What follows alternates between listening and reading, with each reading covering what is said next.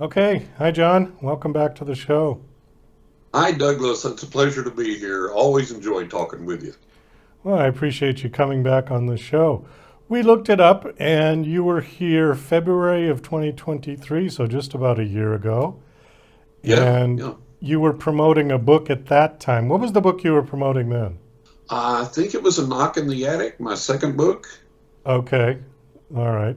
And now you've got a new And book called. and now we've got the new book out. Yeah, 20 Ways to Increase Your Psychic Abilities. That just came out July of last year, July 2023. Well, I'm excited to talk to you about it. Before we get into the book, though, I know that last time you were on, we did a little bit of your backstory, and I don't want to be too repetitive because if people want to know your backstory, they can go and watch the first interview. Right. However, just so that I have it straight in my head, you had mentioned something about when you were 5 years old and you saw a black man in your house that nobody saw. And was that the story? Yeah. That was the story. Yeah, Oh, that was the okay. story. That was how all the psychic awakening started. Okay. All right. Great. And you've been blessed or cursed with this for your entire life. I'd say blessed, and it has been my entire life. Yeah, it started when I was 5 years old. I'm going to be 70 in March this year, so my entire life it's been there, and for me it's been a blessing because it's been a guiding force and influence for my life that's been very beneficial, very helpful to me, and it's also enabled me through my psychic readings that I do for a worldwide clientele to be a blessing and to help other people's lives. Have you been making a living doing this your whole life, or did you do other things? Well, I've done other things, but I've always read full time, even if I was doing other things. And I did start making a living from it when I was 18. I started reading professionally, and I've been reading professionally for over 50 years now. I guess by the title of your book, you're going under the assumption that anyone or everyone has psychic abilities to some point. Maybe they're just not developed yet, as opposed to people are hardwired that way and they're just born with it. I think we all have a degree of psychic ability. And the analogy that I always use, Douglas, is that some people can take piano lessons for years and they do good to play chopsticks. And then other people have this inherent ability where they can become a world class concert pianist. So, just like we all have varying degrees of musical ability, we all have varying degrees of psychic ability. And not everybody's going to reach the plateau of someone that's a professional full time psychic like myself. Um, Not everyone is going to have the plethora of paranormal experiences that I've had, but everyone does have some ability. And my goal in writing this book was to take the people that don't think they have any ability, or maybe they have a little bit, or maybe they've just got the interest, and seeing if they can increase their psychic abilities and what they might be able to do with that to help themselves. So my goal in writing this book was to take people that didn't think they have any ability or a small amount of ability or were just curious, take them and lead them by the hand, step by step, through the techniques in this book to instruct them as to how to increase their psychic abilities and live a more fulfilling life as a result. You didn't do anything to develop or increase your psychic abilities, did you? Or were you just born with it on high? I was born with it on high, and then I tweaked it from there. Okay. Um, my mother read to me and taught me how to read, and I was an avid and voracious reader with very good comprehension ever since I was a kid.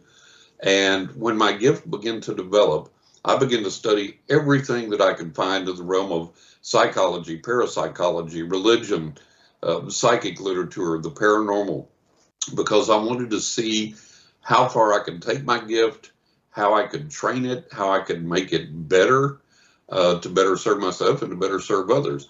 So I did a lot of study with it. And the analogy I use there, someone may be born with the genes to be a world class runner, a marathoner, or a sprinter, or whatever, but they don't develop that ability by sitting on the couch and thinking about it. You may have the gift and you may have the genes and you may have the ability. You still have to train it. You still have to work at it. And that's what I discovered, and that's what I did with my gift. And all these years later, I'm still working on developing it, training it, learning more, trying to get better, trying to gain a better understanding. Can you tell if somebody is legitimate or if they're a fake?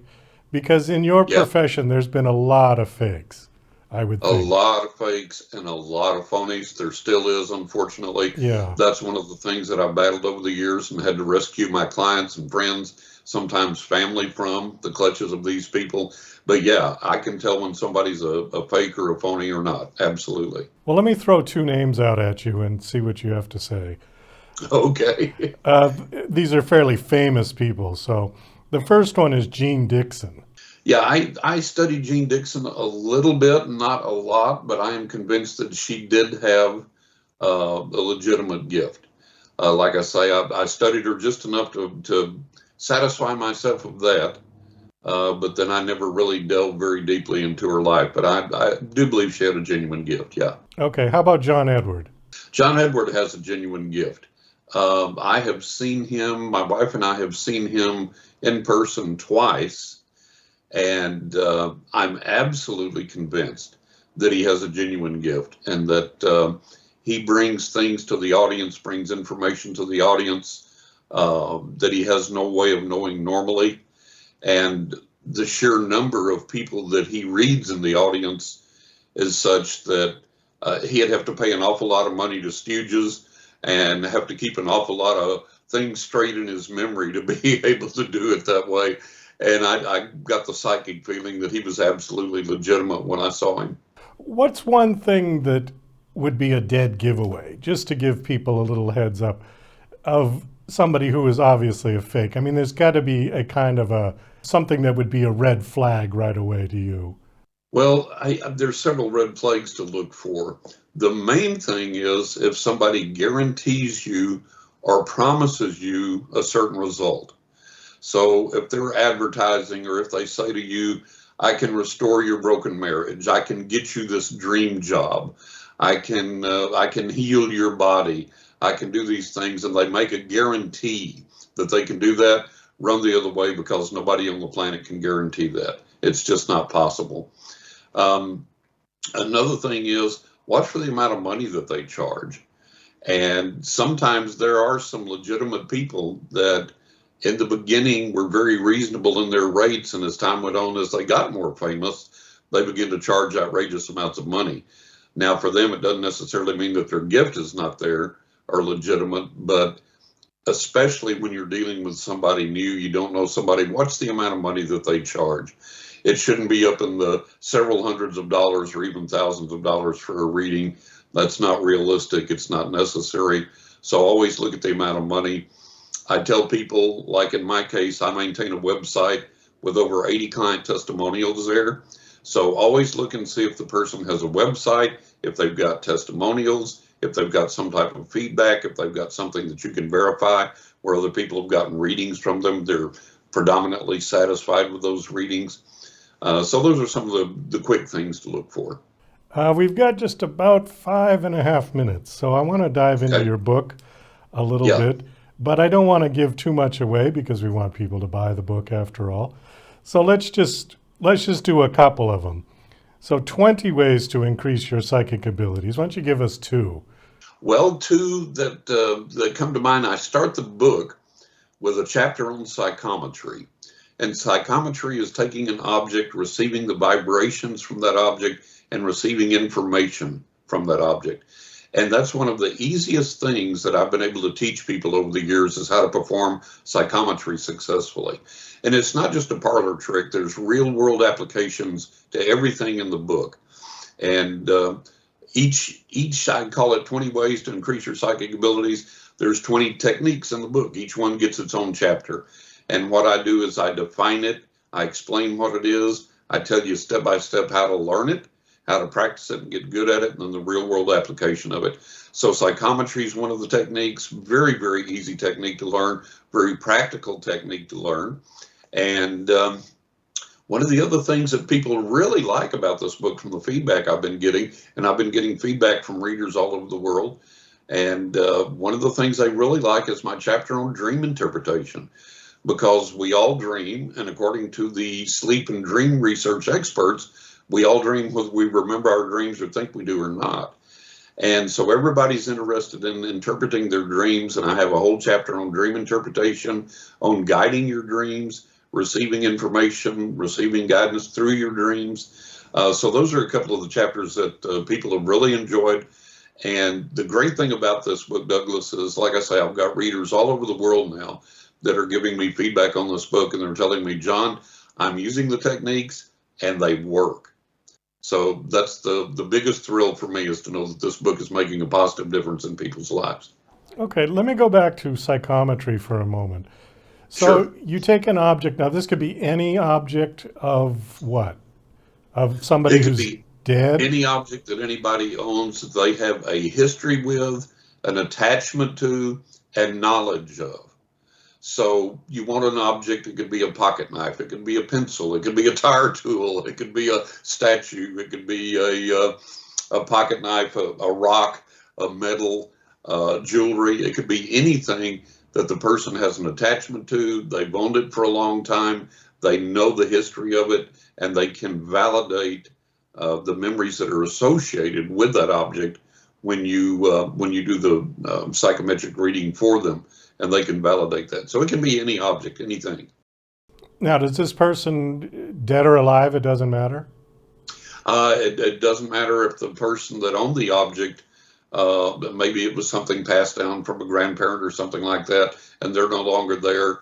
But as long as the person that owns the object now is familiar with the history of it and knows the people involved, and the reason for that is because when you're doing the reading on the object, the person needs to be able to validate if your input is accurate or not. And if they don't know the history of the object, or they don't know the people involved and the story of their lives, they're not going to be able to give you that input.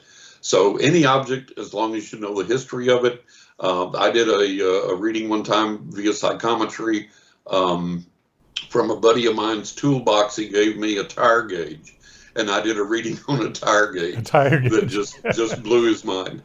Oh, that's good. I mentioned John Edward, and he tends to do exclusively people that have passed on. Is that what you do? Yeah, no, I communicate with people that are on the other side, deceased loved ones on the other side, friends, family on the other side. But I also read the living as well.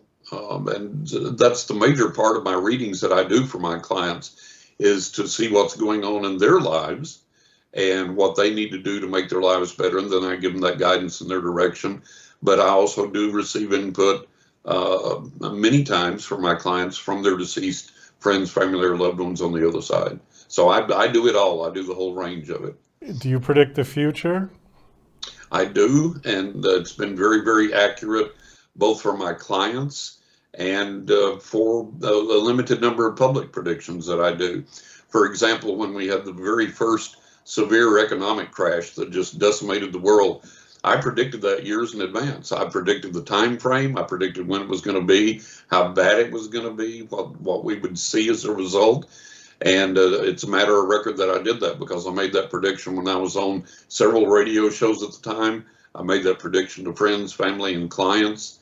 But I'm not in the habit of making public predictions like some psychics or so-called psychics are, for the simple reason that, like, some psychics make celebrity predictions. And who cares? That doesn't change the price of milk in the supermarket for me. And it doesn't do me any good personally. So I don't do predictions for entertainment value like a lot of people do. Well, I was going to ask you who's going to win the 2024 election. Yeah. No, those I have stopped doing. I did the presidential predictions ever since I was, oh gosh, when I was a kid. I predicted Kennedy. My mother, I think we were in the kitchen, and one day my mother just turned to me and she said, "Who's going to win the presidential election?" I said, "Kennedy," and he won. And so that kind of began a game between us. And every single year I would predict the president, and I was right, 100% accurate, all the way up and through, including Obama, and on and on and on. And finally, it dawned on me, it's like, look, I've got this 100% accurate string of predictions here as far as the president goes, and I want to retire with that unbroken because no psychic on the planet is 100% accurate all the time. At some point, I would have missed in my presidential prediction, and I just had that I don't know, that self-satisfaction that I had gotten it 100% correct up to that point, and I wanted to retire with that string of predictions intact. So I did, and I stopped making presidential predictions. But I had a lot of fun doing that, and it was I would go up against some of the big name psychics that predicted so and so was going to win. I said, no, they're not. This other candidate is, and I was right over them every time. So that was kind of enjoyable. But then after that, like I say, after I hit that 100% string for all those years, I decided to retire with that unbroken. Wow, that's smart. Why break your record? John, we got to wrap this up. Thank you so much for coming on. The book is called 20 Ways to Increase Your Psychic Abilities, and the author is John Russell. The book is out now and available? Yeah, it's available at all major booksellers online. You can get it at Amazon, Barnes & Noble, Books A Million, the smaller stores, mom and pop stores online, and so on and so forth. So it's available everywhere. It's available to overseas readers through the various Amazons, and there's other stores that carry it as well. So it's available worldwide, yeah. Okay, and real quick, give out your website, please. I've got two now. I've got johnrussell.net, and that's for the psychic work if you want to get a psychic reading or find out more about my psychic work. And then if you're just interested in the books, you can go to johnrussellauthor.com, johnrussellauthor.com. That's for the books, and then johnrussell.net for the readings. Well, John, thanks again for coming on the show. Always a pleasure to have you here. Best of luck with your book. Hope it does well. Thank you. I appreciate it, Douglas. It's always a pleasure, always a joy. And I'll come see you again when the next one comes out. I've got more in the works. Okay, sounds good. Take care.